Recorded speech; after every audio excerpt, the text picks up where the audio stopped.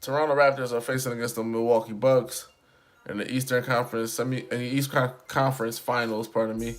You have Giannis Antetokounmpo, Bledsoe, uh, I believe Robin Lopez. Sometimes I get no, it's Brook Lopez. Pardon me, Brook Lopez against Kawhi Leonard. You know, Danny Green, Serge Ibaka. This is gonna be another 7-game series. It can go any which way, in my opinion. I feel like although Milwaukee has dominated series, it's really been because they face teams that aren't necessarily all together or disciplined. So they've had health on their side, and they've also had a bit of luck in terms of the Boston Celtics just not being disciplined. You know, the Celtics really, after winning game one, they took their foot off the gas game two, and then all the rest of the games they continue to implode. But you got to give the Bucks a lot of credit because they did what they had to do. They swept Detroit, which was a great feat within itself. I know Blake Griffin was injured or whatever, but just sweeping them was showing you that they're serious. You know, people don't understand about the Bucks. They've been blowing out teams like left and right. They have the same point differential, I believe, as the 96 Bulls. Like, that's how potent they are defensively, offensively. Like, they're blowing teams out left and right blowing teams out. You look at the Toronto Raptors.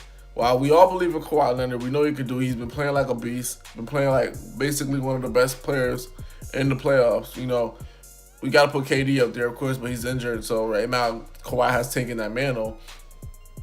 We believe in Kawhi. That's not a problem. The issue with the Toronto Raptors is they just don't know how to close, like, quite yet. Like, or against Orlando, I believe I think they lost game one. They lost game one, and it was just like a. It's just like, is this like the same Toronto Raptors when DeMar DeRozan was there? Is this the same Toronto Raptors that got swept by the Cavs? Even with Kawhi Leonard, it's just like, you know how they say a leopard never changes his spot. So they change their players, but they're not changing their spots.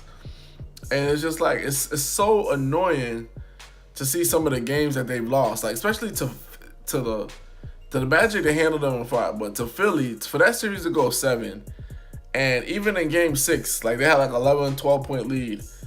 I think Kawhi sat on the bench, and everything just went to crap. And they were just turning the ball over left and right. It's just mind-boggling. And that's the problem if you're going to choose the Toronto Raptors in this series as your victor. They're not consistent. They're just consistently inconsistent. Kawhi is consistent, but all the other guys are inconsistent. Danny Green is struggling.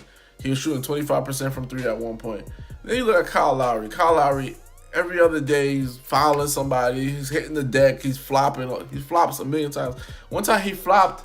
He hit himself in the head trying to create like a false foul. He flopped, and then he runs after the referee and yells at the referee for the referee not going for his flop. That he hit himself. That's like you slapping yourself, and then you get mad at a person like, why'd you hit me? Like, come on, man. Like, that's not going to fly. You look at the Bucks. While they don't have a Serge Ibaka, while they don't have Danny Green. Danny Green is a champion. Kawhi Leonard is a champion. Serge Ibaka has been to the NBA Finals. So they have, like, experienced defensive player of the year kind of caliber guys. The Bucks have consistent play. They have a consistent system. They have consistent shooting. I felt like there were certain games that Nick Nurse did get out coached by Brett Brown. Eventually, it really came down to one play where the best player in the series had the ball and he hit a crazy clutch shot. But other than that, it was like there was no clear dominant team in the Philly versus Toronto series.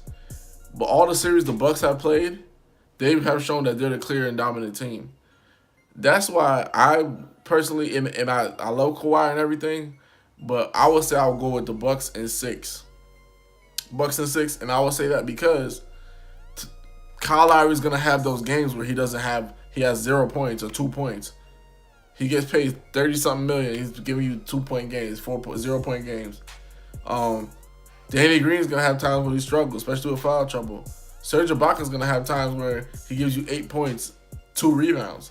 Like that's gonna happen. And with the Bucks, you really don't see that. Like everybody is giving you something. Bledsoe's giving you something, even if he's a negative plus minus. Mirotic is giving you something. Brook Lopez is giving you something. Giannis, of course, is giving you a ton. And I wonder how that matchup is going to go. Giannis against, is Kawhi going to guard him? That's interesting. I want to see that. Now, if Kawhi is able to shut down Giannis, yeah, I all has to him, and my prediction to be wrong, but I don't think he will. But even for Giannis, even if Giannis doesn't have a huge game, like he goes nuts and ballistic, that's fine. Like he could give you 28 and 8, and you'll lose by 20.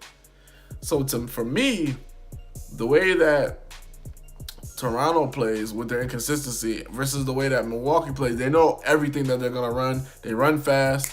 They shoot threes. They have shooters around Giannis, spacing the floor.